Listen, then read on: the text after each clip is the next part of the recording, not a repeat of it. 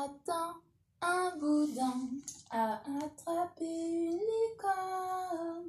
Ce matin, un boudin a attrapé une licorne. C'était un boudin qui avait des pieds.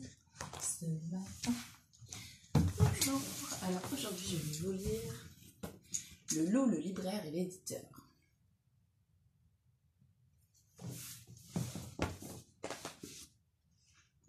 Le loup n'en revenait pas.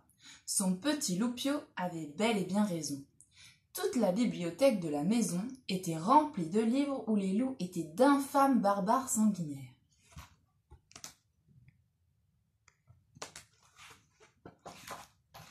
C'est vrai, et il fallait le reconnaître, la vue d'un mouton, d'une brebis, même d'une poule, le mettait dans des états difficilement maîtrisables.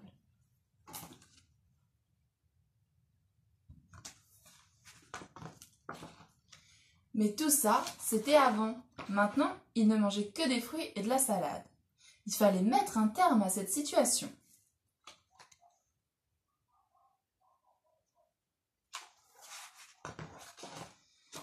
Il se rendit donc dans l'endroit où l'on achetait des livres, une librairie. Il se dirigea vers un monsieur avec de grosses lunettes qui discutait avec une dame.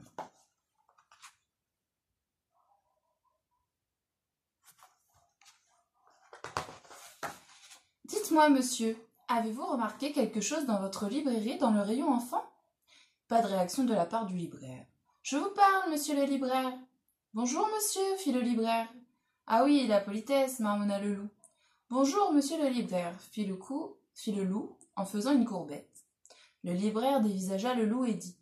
Il faut voir avec mademoiselle Rigourdine. Dans le rayon jeunesse, je suis libraire chez monsieur. Cher monsieur, pardon. Je m'occupe de choses sérieuses, comme les romans noirs, les sciences humaines, l'économie, les sujets d'actualité, la poésie. Vous savez que vous ressemblez à un animal avec votre manteau de fourrure.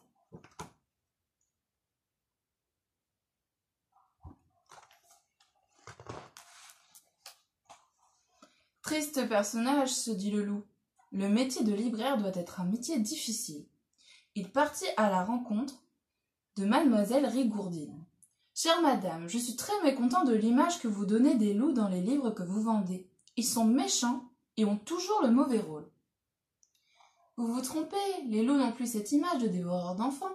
Ils sont maintenant timides et peureux. D'ailleurs, jetez un œil sur ces exemplaires de livres. Effectivement, dans certains livres qu'il parcourait, le loup n'était plus un personnage sanguinaire, mais il était passé de l'autre côté. Il était tout simplement ridiculisé.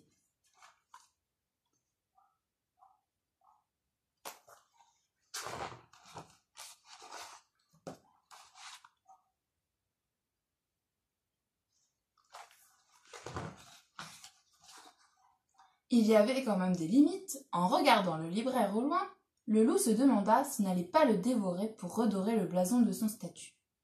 Il allait plutôt lui rendre service, car l'homme semblait épuisé. Il portait des cartons et semblait se plaindre de son dos.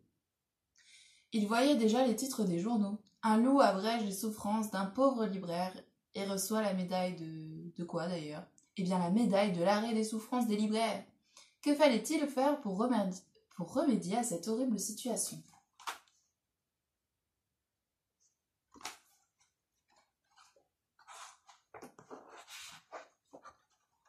Il demanda conseil à mademoiselle Rigourdine.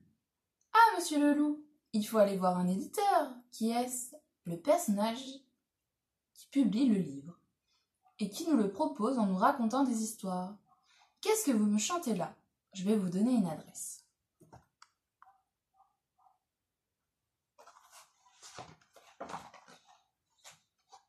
C'est ainsi que le loup se retrouva devant une porte close, car l'éditeur était injoignable. Impossible de mettre la main dessus.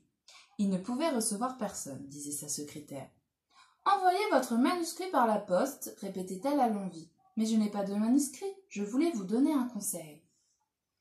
Il était resté planté devant la porte d'entrée de l'immeuble, mais l'éditeur n'avait pas pointé le bout de son nez. Il en arrivait à la conclusion. L'éditeur était un fantôme.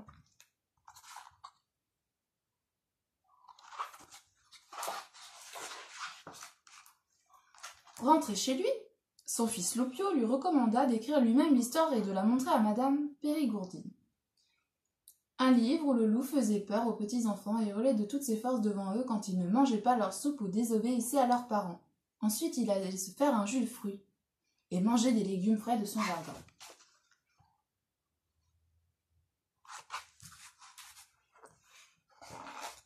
Mange tes légumes!